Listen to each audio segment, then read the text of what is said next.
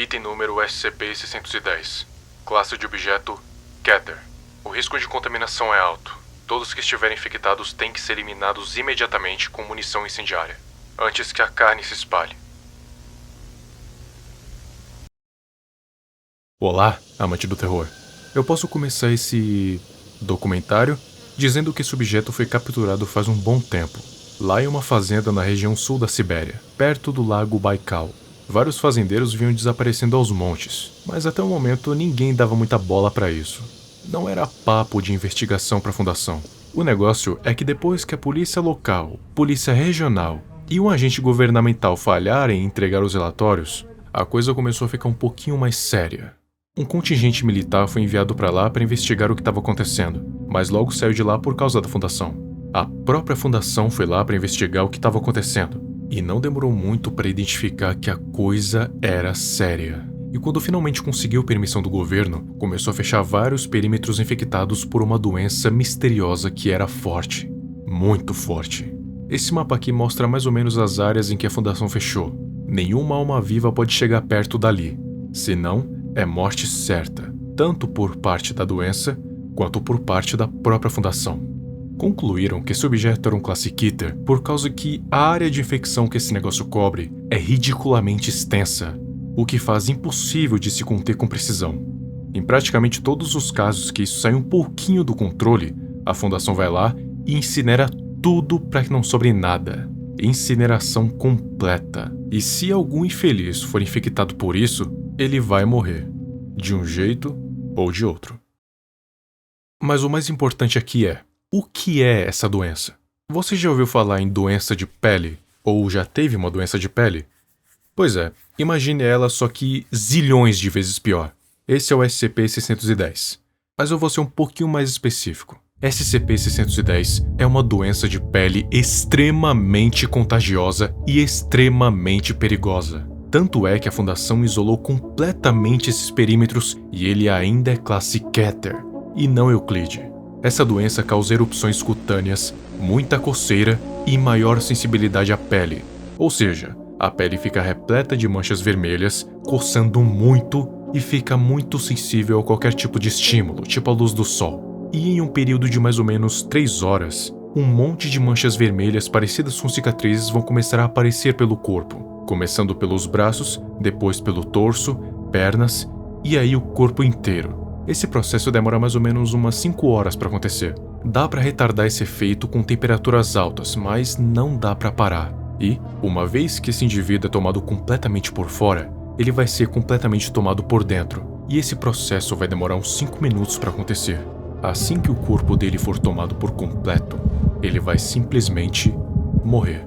Não morrer tipo para sempre. Todos os batimentos dele vão parar por cerca de 3 minutos.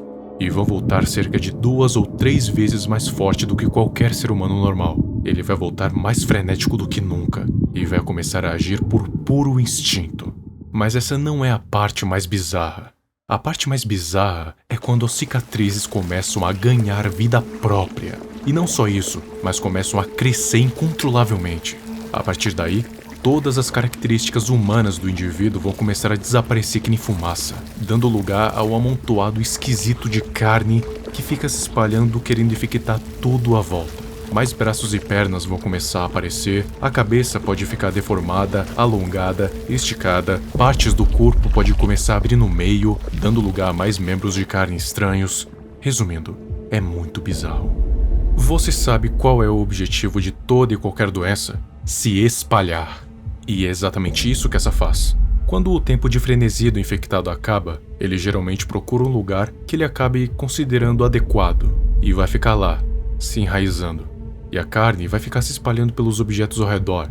E se tiver alguma outra criatura viva, vai ser infectada também. Os objetos inanimados não espalham a doença como criaturas vivas, mas o contato com eles pode causar problemas também. Mas o indivíduo que está passando pelo processo de infecção completa vai procurar ajuda desesperadamente, assim como qualquer outra pessoa faria, e assim acaba infectando outras pessoas sem querer. Por isso que observar esses indivíduos é uma tarefa impossível, já que a qualquer sinal de vida não infectada, eles avançam em cima. Isso caso eles consigam enxergar. Se eles por acaso ficarem cegos, uma distância de 30 metros é considerada segura o suficiente. Parece que o objetivo da doença é tornar o lugar que ela está o mais contagioso possível, para que o mínimo contato com ela seja o suficiente para infectar, e assim se espalhar ao máximo possível. E o destino final é basicamente o mundo todo. Como os infectados tendem a ser muito agressivos com qualquer forma de vida não infectada, eles têm que ser observados por meios artificiais, como robôs controlados remotamente. E os dados que foram retornados das investigações pelas áreas infectadas e da natureza da infecção da doença resultaram nesse SCP sendo um classe Keter. Porém, todos os perímetros que se encontram às instâncias do SCP-610 estão completamente isoladas, o que tornaria essa uma ameaça neutralizada. Porém, todavia, existem algumas áreas subterrâneas em alguns desses perímetros, o que é bastante preocupante para a Fundação, tendo em vista que essa doença não pode só se espalhar por criaturas vivas, mas também por objetos sólidos, de forma bem mais lenta, mas pode.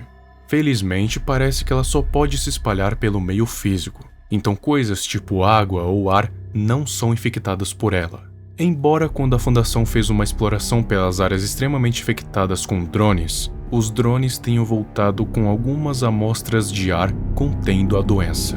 E quando essas amostras entram em contato com a pele, resulta em uma infecção. Porém, tanto com essas amostras quanto com objetos inanimados, a infecção é bem menos severa do que com seres vivos, já que os sintomas latentes demoram dias para acontecer, e talvez até mesmo nem comecem. Uma exceção é quando as amostras ou esses objetos entram em contato direto com o tecido pulmonar ou com o fígado. Alguns testes com essas amostras concluíram que a taxa de crescimento era particularmente rápida. Então, assim que os testes acabavam, eles faziam um processo de terra arrasada, que é uma estratégia militar para destruir completamente o lugar por meio de uma incineração geral.